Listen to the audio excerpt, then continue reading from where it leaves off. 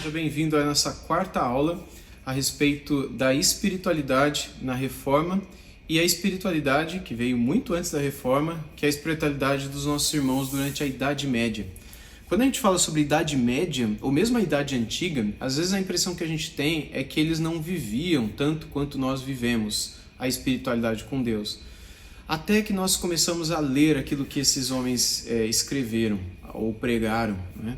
Quando nós começamos a conhecer o que estava na mente, no coração, como era o dia a dia deles, como era um dia deles, como era um momento devocional deles. E aí a gente percebe que nós estamos a anos-luz destes homens e mulheres de Deus do passado e que talvez esteja nos faltando alguma coisa, né? E que talvez coisas que eles fizeram e coisas sobre as quais eles falaram, que hoje em dia a gente não faz a menor ideia do que seja. E uma dessas coisas é a meditação. Como eu disse para vocês na aula passada, o tema desse nosso próximo estudo é justamente sobre o segundo degrau da escada dos monges, ou a escada da espiritualidade, ou a escada do paraíso. A escada dos monges porque foi escrito por um líder de monges numa época em que o monasticismo era completamente diferente de tudo que hoje é o monasticismo. Os propósitos eram outros, os fins eram outros, as regras, como eles as chamavam, eram outras, né? E muitos dos homens de Deus que existiam naquela época estavam dentro desses lugares, né? E é o caso que nós encontramos de Bernardo de Claraval, que quando nós olhamos para a Reforma Protestante, ele só é citado mais depois de Agostinho de Hipona. João Calvino, nas Institutas, a pessoa que ele mais cita é Agostinho, que é um pai da igreja, que está lá atrás, na igreja primitiva, né? Finalzinho dessa, já quase entrando para a Idade Média. E o segundo é um da Idade Média, é um monge da Idade Média chamado Bernardo de Claraval, um monge cisterciense, né? E esse monge foi um homem de Deus e que Calvino e tantos outros reformadores protestantes olhavam para a vida e escritos para se inspirarem na sua própria espiritualidade, sem reformar absolutamente nada do que eles escreveram e viveram. É óbvio que não concordavam com tudo, mas como ninguém concorda com nada de todo mundo, é óbvio que é assim, mas olhando para o modo como ele fazia e a paixão que ele tinha, o desejo de buscar com toda a intensidade e coração o Senhor, e todas essas coisas eram exemplos imensos para todos os reformadores. Por isso a minha conexão aqui de espiritualidade da Idade Média com a Reforma Protestante, porque há essa conexão. A desconexão acontece no nosso tempo. Nós é que estamos distantes e fazemos devocional de forma fast food, né? E achamos que está suficiente. E por isso nos vemos tão fracos e improdutivos e infrutíferos muitas vezes na nossa peregrinação, na nossa vida com Deus. E eu me incluo nisso daqui. Quando eu olho para tudo isso e estudo tudo isso, mais do que poder ensinar isso para alguém, como eu faço em seminários e como estou fazendo nesse curso aqui agora, mais do que isso, é para eu poder aprender para a minha própria vida, porque eu sei o quanto isso é benéfico e o quanto isso já tem sido na minha vida benéfico demais também na minha prática de Léxio Divina e de devoção diária. Portanto, o que é a meditação? Quando a gente fala de meditação, que é esse segundo degrau da escada da espiritualidade, dessa escada do paraíso, dessa escada da devoção, o primeiro degrau, a leitura, e a gente falou bastante sobre ela na aula passada. A segunda, meditação. O que é meditar? Hoje em dia, as pessoas têm uma noção completamente diferente do que é meditação. Quando se fala de meditação, muitas vezes se traz à memória a ideia do esvaziar da mente, que é o que nós encontramos em vários cursos de meditação que existem online, nesses aplicativos de mindfulness, de meditação que nós achamos aí para os nossos celulares, né? Ou às vezes cursos que nós encontramos em redes sociais, videoaulas sobre meditação, e que envolve às vezes um pouco de espiritualidade ou não, às vezes estão associados com religiões ou práticas de tranquilidade mental, de esvaziamento mental, yoga, budismo, práticas transcendentais, esotéricas, meditativas, que tem por objetivo esvaziar a tua mente e trazer paz para o seu ser, né? Só que a Bíblia fala de meditação, só que o que a Bíblia fala não tem nada a ver com nada disso. Só que a meditação que a Bíblia fala não é ler a Bíblia. Ler a Bíblia é ler a Bíblia, não é meditar. Ler é ler, meditar é meditar. E meditar também não é orar. Orar é outra coisa também. Orar é orar, meditar é meditar. Então o que seria meditar? Por exemplo, quando eu quero ler o texto aqui do Salmo 1 para vocês, no versículo 2, que diz assim: pelo contrário, o seu prazer está na lei do Senhor e na sua lei medita de dia e de noite. O que é essa meditação que é feita de dia e de noite? O salmista aqui já deixa claro que essa meditação é feita sobre a lei do Senhor. Nós não meditamos sobre qualquer coisa, nós meditamos sobre a lei. Então, não se trata de esvaziar a mente, trata-se de encher a mente. Trata-se de trazer à mente, trazer à memória, aquilo que vai mudar, vai trazer, vai mexer, vai fortalecer, enfim, vai fazer algo, vai comunicar algo com você. Mas você precisa trazer isso. E isso é feito tendo previamente enchido a sua mente com alguma coisa, que é a leitura. Por isso que a leitura é importante. Ah, mas eu li bastante e não guardei nada. Por isso que está errado, você não pode ler bastante, tem que ler pouco. Como eu disse para vocês na aula passada, você tem que ter o teu momento, que é outro momento, que não é momento devocional, é momento de ler. Momento de ler. Você vai ler a Bíblia, ler 30 minutos, ler 15 minutos, ler 1 hora, ler 2 horas, ler o tempo que você tem à disposição e que você consegue ler. Lê. Lê, no final você pode orar e acabou. É só isso. Mas aquilo lá não é o teu momento devocional. No teu momento devocional, você vai escolher um versículo, você vai escolher 2 versículos, você vai escolher um capítulo, um salmo, uma perícope pequena. Então, uma perícope seria o quê? Você tem um capítulo de um evangelho e no meio desse capítulo tem uma parábola que Jesus contou, que vai, vamos supor, do versículo 12 ao 21, supondo, né?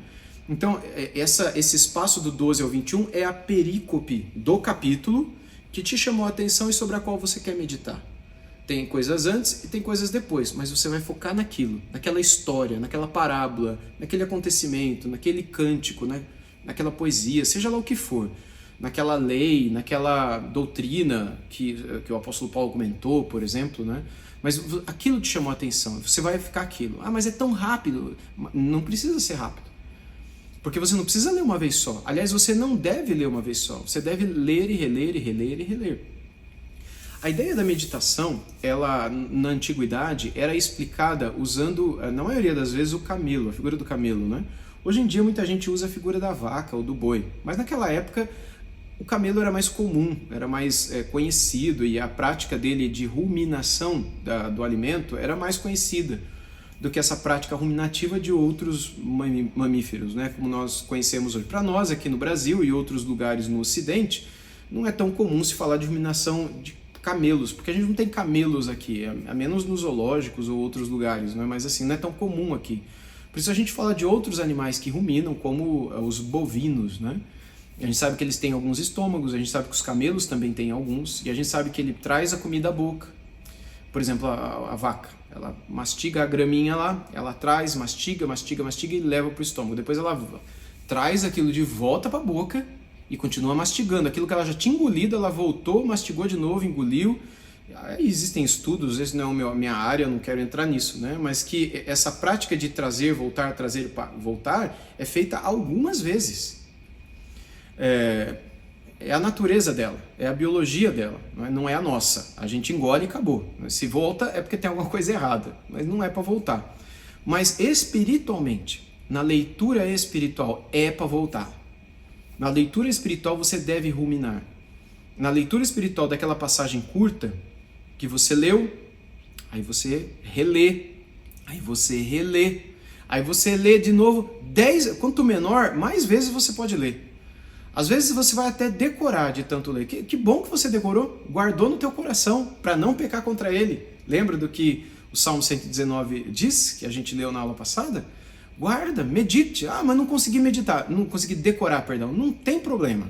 Mas você leu, releu, o texto começou a falar com você. Quando você simplesmente passa pelo texto, muitas vezes as histórias se perdem. É como você, numa viagem, olhando pela janela do carro, do ônibus, você vê tantas coisas e elas são bonitas e você as viu.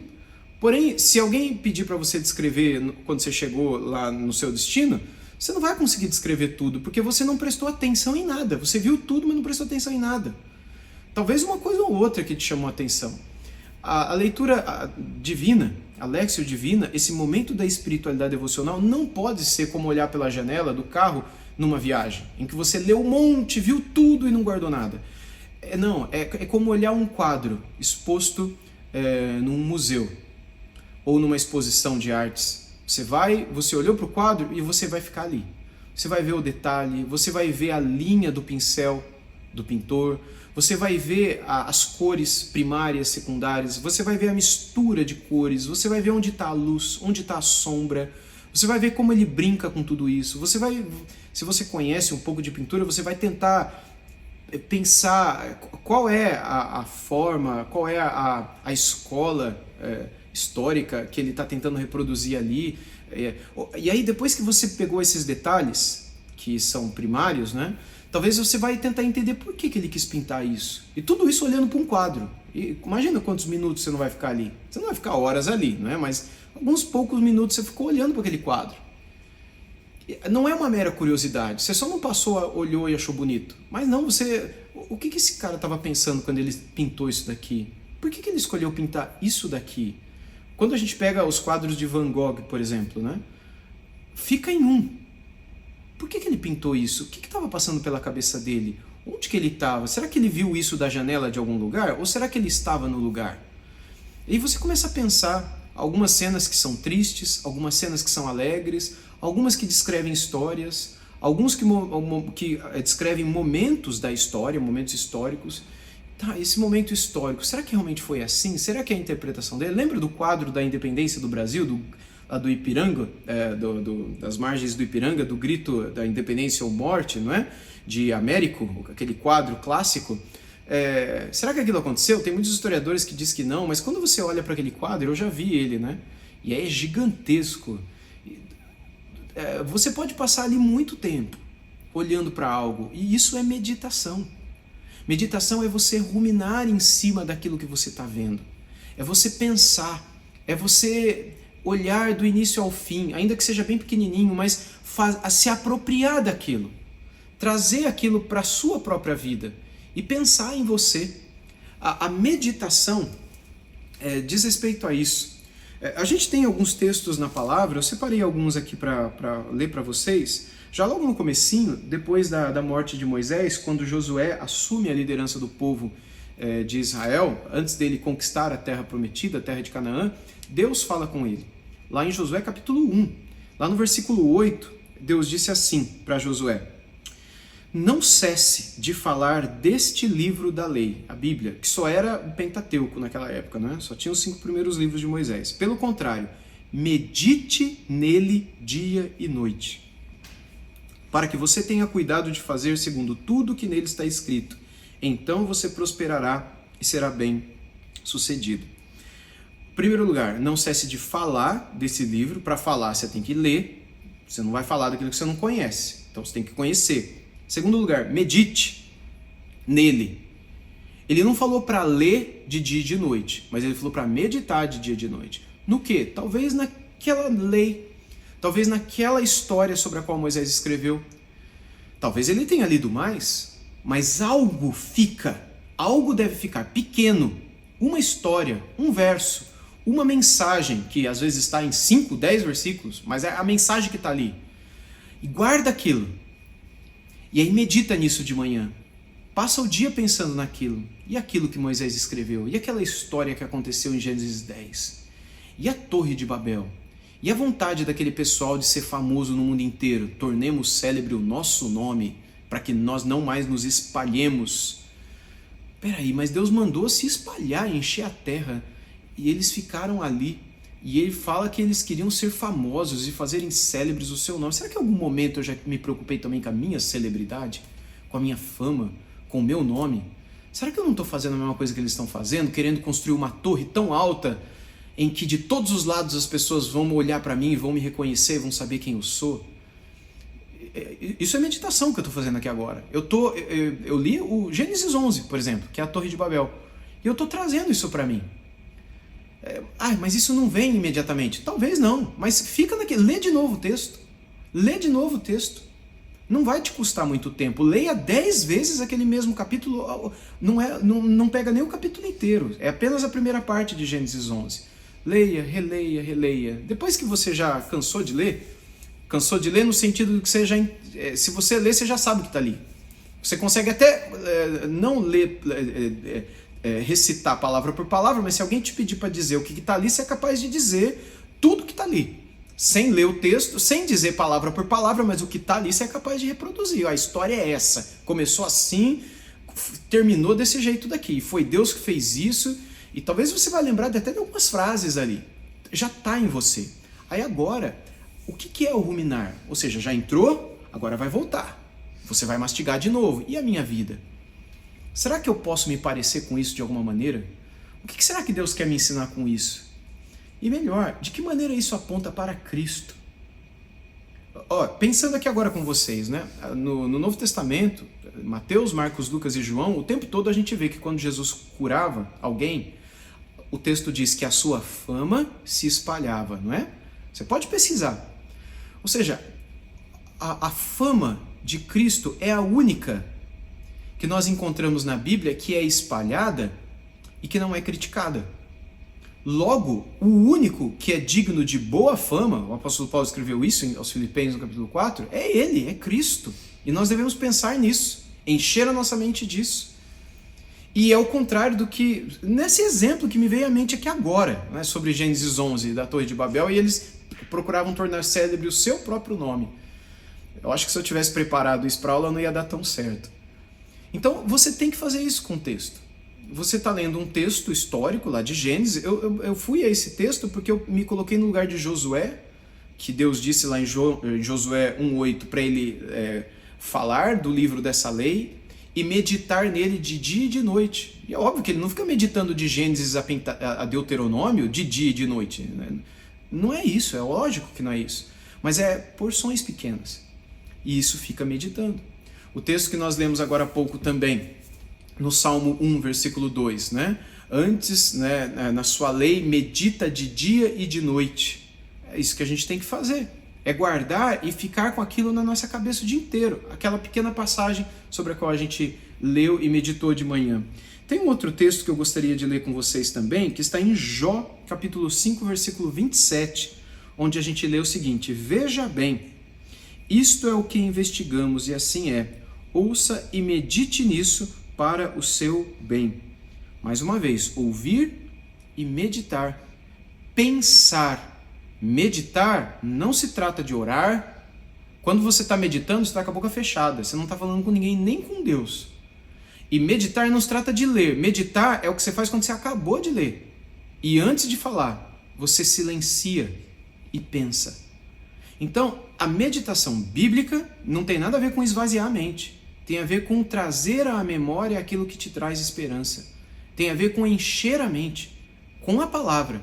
Enquanto a tua mente quer ser enchida ou é tentada a ser enchida com os problemas da vida, com as contas que tem que pagar, com os problemas que tem que resolver com os filhos, com os pais, com os parentes, com a faculdade, com o trabalho. Se você não trazer à tua mente outra coisa que seja meditativa, a tua mente se ocupará destas outras coisas que são as suas preocupações da vida. E você vai meditar nelas. Entenda, nós meditamos o tempo inteiro. Meditar é o que nós fazemos o dia inteiro. Você não consegue, eu também não, ficar sem pensar em nada. Tenta entrar num quarto escuro, sem nenhuma. Tira a televisão da tomada para que nem aquela luzinha da TV desligada fique acesa. Totalmente breu, no meio da madrugada, e tenta para ver se essa tua cabeça vai ficar sem pensar em nada. Você não consegue. O tempo todo nos vem à mente, à memória, alguma coisa que se passou ou que se passará e a gente está preocupado com aquilo e a gente está meditando nisso, preocupado com isso. E aí vem essas práticas meditativas do Extremo Oriente nos incentivar a fazermos técnicas para silenciar, apagar, esvaziar. Eu não falo que isso é de todo ruim, porque não é. De fato, se há métodos, e eles existem, e eu acho eles ótimos, para a gente silenciar a nossa mente, ótimo, mas isso não é a meditação bíblica, ok? A meditação bíblica você pode até fazer isso primeiro, se você quiser, você não precisa, a Bíblia não fala para você fazer. Se você quiser, você pode. Isso diz respeito à saúde mental, né? Mas o ponto da meditatio é após a leitura e a apreensão daquela passagem pequena, daquela mensagem que te chamou a atenção, você vai meditar naquilo, você vai pensar naquilo. E à medida que você começa a pensar naquilo que está escrito, você vai começar a silenciar. Você não vai esquecer, mas você vai começar a diminuir o som dos problemas, das preocupações. É como se o volume tivesse alto, e quando você começa a encher a sua cabeça com aquilo que você leu, é como se a palavra começasse a ter um volume de som maior, e naturalmente as outras coisas começam a ter o seu volume silenciado, ou pelo menos abaixado. E isso vai trazer força para o seu coração, vai trazer esperança para o seu coração. É o que Jeremias escreveu, não é? Nas suas lamentações: quero trazer à memória aquilo que me traz esperança. Ele estava vendo a desgraça na frente dele, a cidade sendo destruída, gente sendo morta, o rei sendo morto, o povo sendo levado para o cativeiro babilônico, gente tentando fugir para Edom sendo morto ou sendo sequestrado, sendo assaltado, sendo entregue na mão dos babilônicos, outros tentando fugir para o Egito, um caos.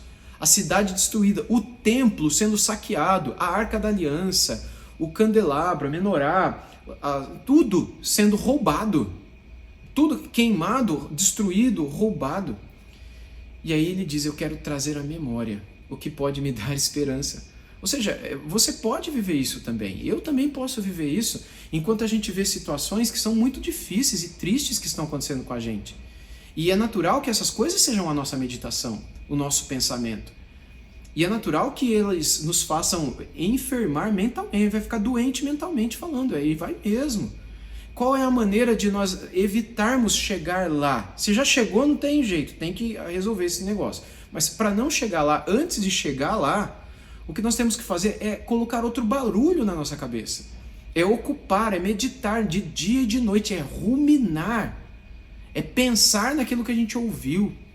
Por exemplo, um sermão, algo que te chamou a atenção, e você vai meditar sobre aquilo que chamou a atenção naquele sermão, antes de orar. Todo esse processo é a Lectio Divina. Por isso que às vezes a gente vê esses nossos irmãos do passado que faziam devocional com Deus, levavam 4 horas. Eles não ficavam 4 horas lendo a Bíblia e nem ficavam 4 horas orando. O 4 horas envolvia a meditação, eles não faziam nada, nem ler nem orar, mas eles estavam pensando, ruminando. E com isso, às vezes pensando coisas da vida deles também, que agora encontraram uma resposta naquilo que eles leram na palavra. E eles jamais chegariam a isso se eles não parassem para pensar naquilo que eles acabaram de ler nas Escrituras. E às vezes isso é algo meramente natural, que nos vem depois de ler e pensar, e outras vezes, muitas vezes, vem por uma ação espiritual mesmo, do Espírito Santo que está em nós e vai usar a sua palavra para falar com a gente. Mas como é que ele fala se o tempo todo está um barulho na nossa cabeça? Se o tempo todo a gente está lendo a palavra, que é bom, mas é outra hora que você vai fazer isso. Está lendo, você não pensa em nada do que você está lendo, você até esqueceu o capítulo anterior. Lendo, você acabou, você já começou a orar, falar. Que hora que ele vai falar com você? Ele vai falar na leitura, mas como se você não prestou atenção?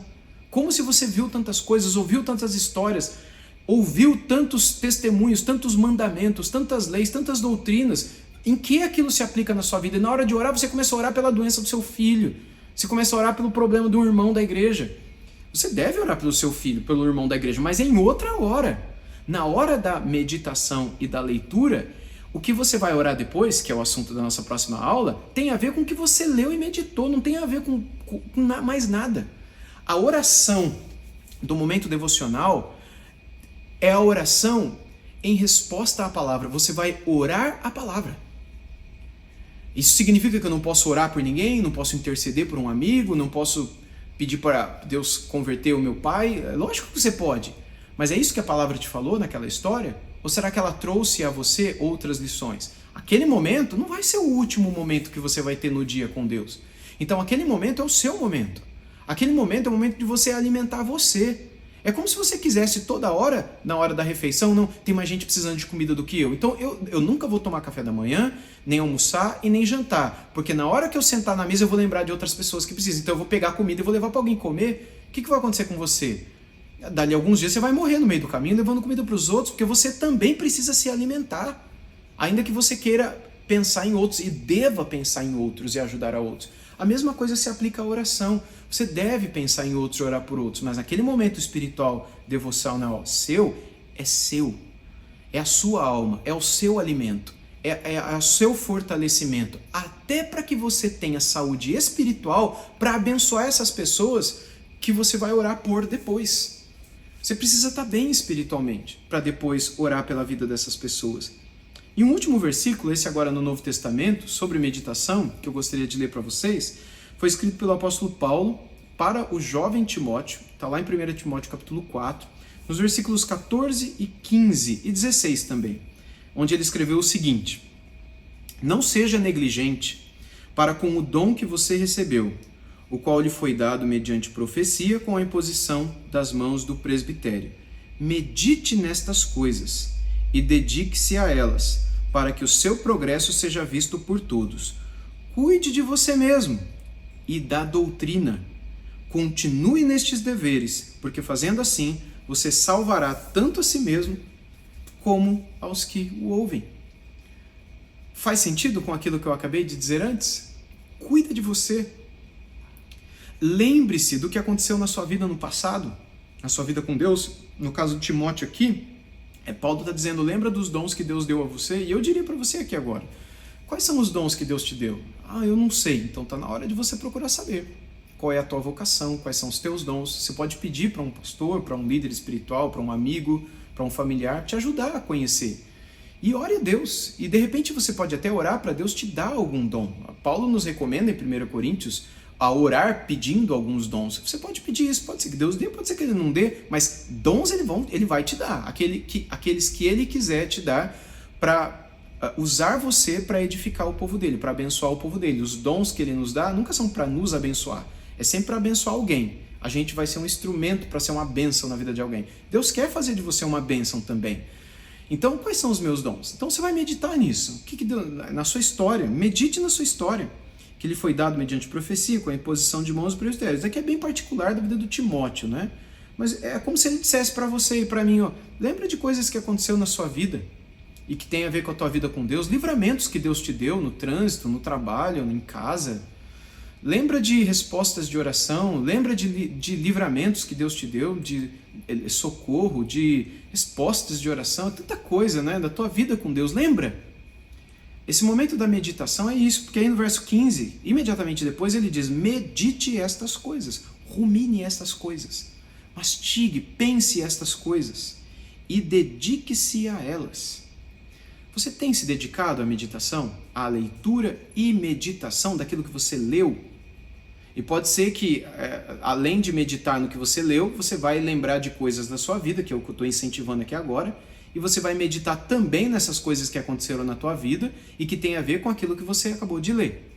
E aí você está meditando nessas coisas, você está se dedicando a elas, e o que vai acontecer? Ele responde no versículo 15, o seu progresso será visto por todos. O progresso não vem de você tanto ler a Bíblia. Eu conheço um monte de gente que já leu a Bíblia dezenas de vezes e a vida não foi transformada 1 centímetro quadrado. Nada. Eles conhecem tudo, mas é a mesma vida errada de sempre. Porque eles nunca meditaram nas Escrituras. Eles nunca meditaram na vida deles, na aplicação que as Escrituras faz à vida deles. Eles conhecem aqui, mas isso nunca desceu para cá. Por isso, o progresso nunca foi visto, nem por eles e nem por ninguém. E aí no final, versículo 16, Paulo diz, cuide de você mesmo e da doutrina. Então é isso, cuidar de você e da doutrina é praticar tudo isso que nós falamos e refletimos e meditamos, pensamos nessa aula aqui. Fazendo isso, você salvará tanto a si mesmo como aos que o ouvem. Portanto, para ainda repetir a frase de Guigo Cartucho, que nós mencionamos na aula passada, né? A leitura, ela traz o alimento à boca. Ela faz com que a gente sinta, pelo menos essa atitude, olhando para o alimento, a nossa necessidade, traga. A gente conhece aquilo que a gente precisa. Mas a meditação é o que vai ruminar, vai mastigar. A meditação é a mastigação. é a liberação do sabor, é a quebra dos nutrientes, enfim, é tudo aquilo que a medicação é capaz de fazer na nossa vida. Se você traz comida podre, você vai ficar com o dente sujo. Mas se você traz comida boa, isso vai purificar você, isso vai brilhar em você, isso vai trazer prazer para você, isso vai trazer satisfação para você, isso vai fazer com que você veja a textura, a dinâmica e o sabor daquilo que você leu. Porque você meditou naquilo, porque você parou para pensar naquilo. Não foi uma coisa que, en passant, rapidamente voou diante dos seus olhos e não desceu ao seu coração. A meditação é isso, é passar aos olhos e descer ao coração e ficar cozinhando ali, fervendo ali, por alguns minutos, para que só depois você possa falar alguma coisa com Deus. E é natural, você vai ver isso, que tudo que você falar com Deus depois vai ter a ver com aquilo que você meditou antes. É impossível, depois de ter lido e meditado, você falar de uma coisa que não tem nada a ver com aquilo. Você não vai nem conseguir fazer isso. Você vai ter lido as Escrituras, meditado nas Escrituras e agora você vai orar as Escrituras. E é justamente sobre orar as Escrituras que eu quero conversar com você na nossa próxima aula. Nós nos vemos lá. Um abraço. Deus abençoe.